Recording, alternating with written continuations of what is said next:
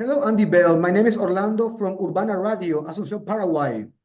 Hello, Orlando. Yo soy muy feliz estar aquí, sí.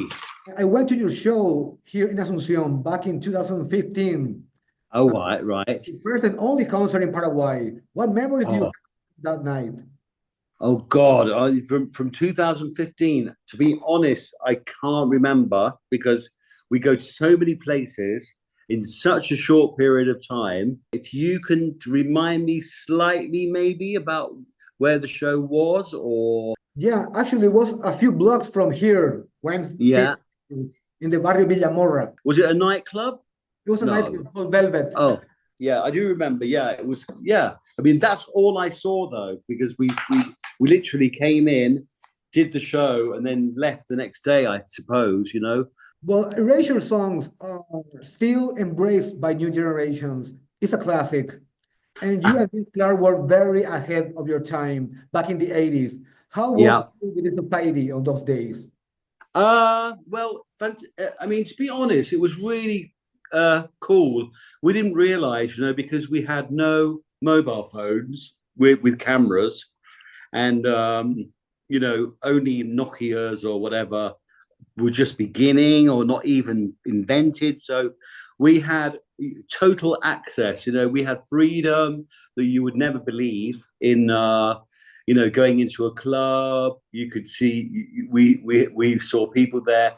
Even before I was famous, you know, I went to the clubs in London and we saw Boy George, George Michael, Kenny Everett, maybe Freddie Mercury in there. So, and nobody would say anything. You know, nobody would say, "Oh, next day go to the newspaper and say what I saw." Blah blah blah.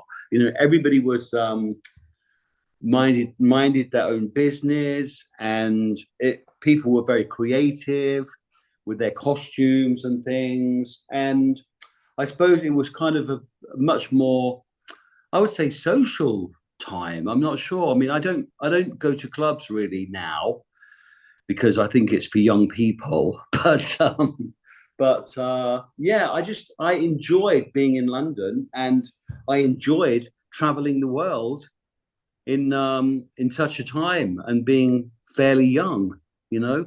Speaking of joy, the legacy of Erasure music till this day is used in movies, in social media to Yeah, describe joy, passionate love, strong feelings. yeah. Oh yeah. How different is this new album, 10 Crowns, from the old classics? I think it still has the joy, it has the essence. Mhm. I wouldn't say there's like a rip roaring a little respect on there, but there are different. It's a different flavor. You know, I'm kind of because I'm older. I don't know. You have, I suppose, a more mature kind of writing process, but at the same time, you know, I love dance music, so it kind of reminds me of early Madonna, and then also writing with my one of my heroines from my teenage years, with Debbie Harry from Blondie, to be on the same song as her is like a dream come true. So this album is, I feel like one of the pinnacles of my career so far. You know, because hopefully I'll go on for at least 10 more years. Who know? I don't know. You know. And this new material was recorded in Nashville, Yep. placed with country music, gospel, bluegrass, Yeah. not Yeah. very electro pop kind of It's thing. not. It's not electric, but I yeah. want to know how Andy Bell ended up working in Nashville. Well, it's only by circumstance because Dave O'Day, who I first met 12 years ago, was living in LA, and he has a new family. He has three children. So he moved like probably 5 years ago, 6 years ago to Nashville. So I went with him, and his studio is there. So we continued, we were writing over the 12-year period. So, you know, I went to Nashville, and there is a great vibe. There's a great vibe there with the music. You can feel, you know, it's like a special, you know, it's like a special feeling because the music permeates the streets, you know, and I remember Erasure playing in the Grand Ole Opry, which was the original country home, and with acoustic instruments, but we were the first electronic band to play there, and which is an honor, you know. But my parents loved Elvis Presley, Buddy Holly, Johnny Cash, and that's where they've all recorded in Nashville at the Sun Studio. So it makes me feel very special to be a young man or older man now, being there and being in the same place and knowing they would have walked it on that road, you know.